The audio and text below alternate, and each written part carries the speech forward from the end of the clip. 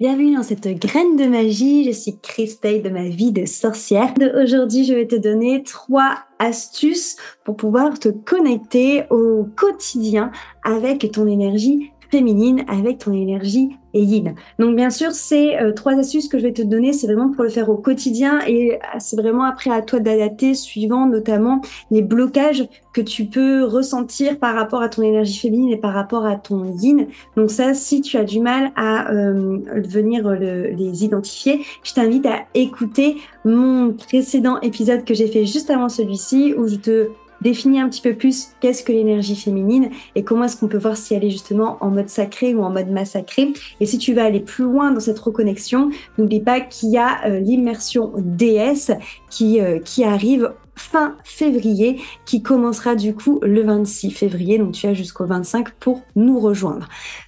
C'est parti, donc les 3 astuces que j'ai à te donner pour te connecter et honorer ton énergie féminine. Donc d'abord, on va commencer par cette notion justement de corps, de revenir dans son corps. Et quelque chose qui fonctionne super bien, c'est notamment travailler autour des ouvertures de hanches. Pourquoi ? Parce qu'au niveau des ouvertures de hanches, on va avoir notamment le chakra sacré. Comme je vous l'ai dit dans l'épisode précédent, le chakra sacré est l'un des chakras qui correspond à notre féminin, aux énergies yin et qui va notamment être lié au plaisir, au goût de la vie, à la sensualité, à la sexualité, au fait de savoir aussi mettre ses limites. C'est notre chaudron intérieur aussi qui vient venir nous reconnecter à nos intuitions profondes du ventre et aussi à notre créativité. Et aussi, d'un point de vue énergétique, c'est là où va venir se cristalliser des émotions qui n'ont pas été transformées. Donc, c'est vraiment là où on va retrouver peut-être, par exemple, de la frustration, de la colère, de la peine qui a été cristallisée parce que non exprimée ou non vécue par le corps. Donc, les ouvertures de hanches vont à la fois nous permettre de libérer vraiment ces émotions. Donc, on est vraiment sur quelque chose de somatique, hein, mais qui vont aussi permettre de venir nous connecter à notre chakra sacré. Et suivant quelle pratique que tu fais autour des ouvertures de hanches, tu vas pouvoir aussi venir travailler avec cette énergie sensuelle et sexuelle qui est la Kundalini. Donc, comment faire les ouvertures de hanches ? Soit avec un cours de yoga qui va être focus sur justement ces ouvertures de hanches, sur cette énergie féminine. J'ai d'ailleurs petit cadeau qui va avec cet épisode de Graines de magie, de podcast. Je te mets une séance de yoga autour du féminin et du yin que j'avais enregistré pour que tu puisses la faire et te connecter à tout ça.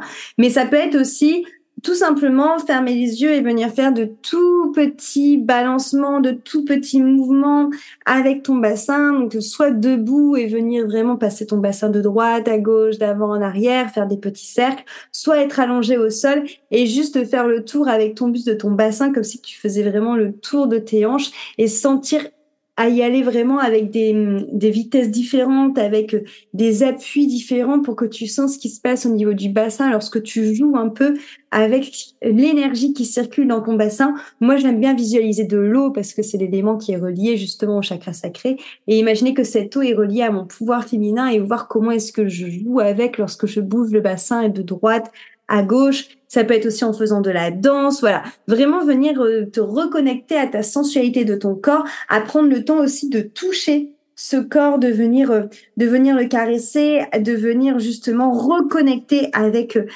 ton corps, mettre de l'huile, de la crème, sentir ta peau douce. Voilà. Ça va vraiment passer au début par la connexion au corps. Mon deuxième justement conseil pour te connecter à ton féminin et à ton énergie yin, ça va être toujours aussi au niveau du toucher, mais là plus dans cette notion de vêtements. Essaye de prendre conscience des vêtements que tu choisis. Il n'y a pas un vêtement qui va être prédéfini pour être féminine. On peut être féminine dans ce qu'on veut, mais ça va plus être ton ressenti à toi par rapport aux vêtements.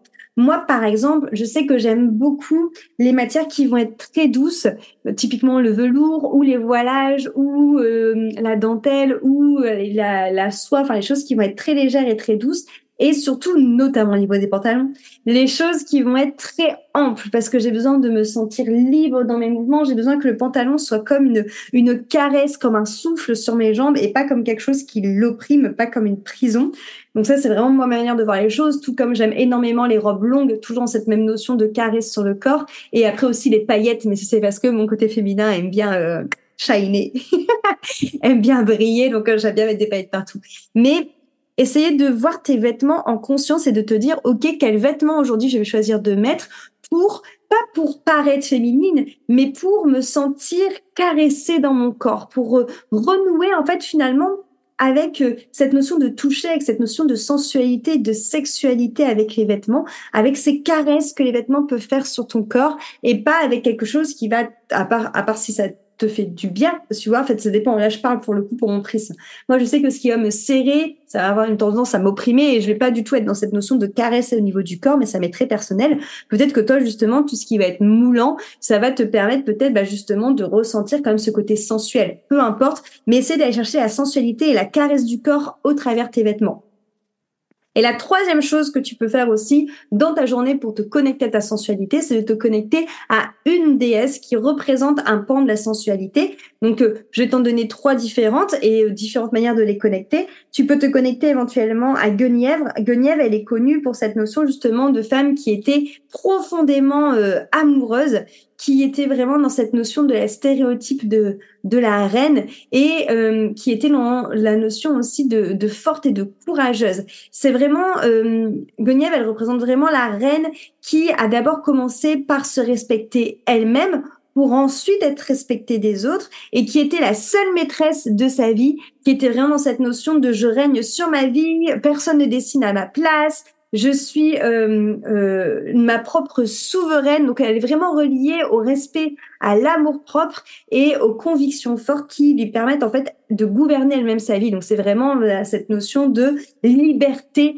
vraiment de liberté, de souplesse, de joie, de plaisir par rapport à elle, ce qu'elle ressent. La deuxième que tu peux connecter, c'est Isis. Isis qui est vraiment dans cette notion aussi de confiance en soi, elle plutôt, et de foi en la vie et surtout de foi en elle-même. Isis, c'est une déesse qui a pas peur de montrer sa propre lumière, qui a pas peur de prendre sa place et qui ne restreint pas son plein potentiel. Et du coup, Isis, elle va t'apprendre justement à être brillée, à être vraiment cette femme qui est justement qui aime être vue, qui n'a pas peur d'être vue, qui n'a pas peur d'être jugée, qui n'a pas peur de déranger, qui n'a pas peur de prendre trop de place, qui ne s'excuse pas d'être épanouie, qui ne s'excuse pas d'être sensuelle, d'être sexuelle, d'être créative, d'être entière, d'être rayonnante, d'être inspirante et qui est toujours avec cette notion justement la plus épanouie d'elle-même parce qu'elle ne se restreint pas et qu'elle connecte à sa puissance. Et la dernière que je peux te proposer, c'est Artémis qui, elle, est vraiment une figure très solitaire, où on est vraiment sur la femme qui va s'autosuffire, qui va savoir surmonter ses peurs, qui va savoir poursuivre ses buts, qui va savoir justement être indépendante et qui va pas se laisser enfermer dans des carcans, qui va pas se laisser enfermer par des attentes de la société et qui va vraiment faire en sorte de pouvoir être unique et de décider, elle, ce qu'elle dit, ce qu'elle veut, ce qu'elle fait et où elle va. Donc, on est vraiment dans cette notion des clés pour pouvoir être décisionnaire de ta vie. Donc, ça, c'est 3 déesses que je te propose aussi quotidiennement de les connecter pour réveiller ta féminité.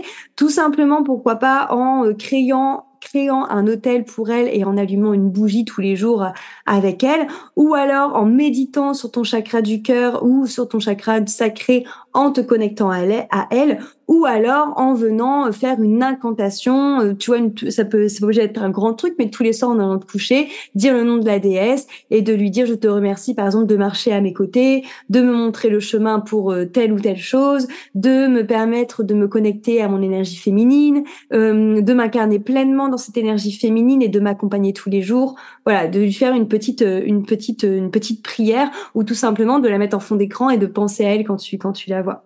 Donc voilà mes 3 conseils pour te connecter à l'énergie féminine quotidiennement. Déjà, venir travailler au niveau des hanches, au niveau du mouvement. Ça peut être aussi au niveau des hanches et du mouvement, j'en ai pas parlé, mais une respiration ventrale, notamment au niveau du bas du ventre, qui va te permettre de stimuler justement cette énergie au niveau du bas du ventre, au niveau de tes hanches, ou même faire des mudras. Il y a le mudra du yoni qui permet aussi de stimuler ça. Donc, premier point, tout ce qui est autour des hanches, au niveau de l'ouverture des hanches, du mouvement. Deuxième point, voir les vêtements comme une caresse au niveau de ton corps qui te permet de venir te reconnecter à ta sensualité et à ton corps et à ta sexualité. Et troisième point, travailler avec la déesse qui te parle le plus, sachant que ce soit dans ces 3 points, le but est vraiment de connecter à ta féminité et surtout à ta puissance féminine et à toute cette énergie de vie qui sommeille en elle. J'espère que cette graine de magie t'aura parlé et j'ai hâte d'attendre vos retours sur votre connexion à votre énergie féminine. À très vite! J'espère que cette graine de magie te sera utile pour justement faire planter de nouvelles choses au niveau de ton bien-être, de la sorcellerie au quotidien. Merci pour ton écoute et si tu penses que cet épisode peut servir à quelqu'un, je t'invite à le partager ou à venir y mettre un joli commentaire ou une jolie note.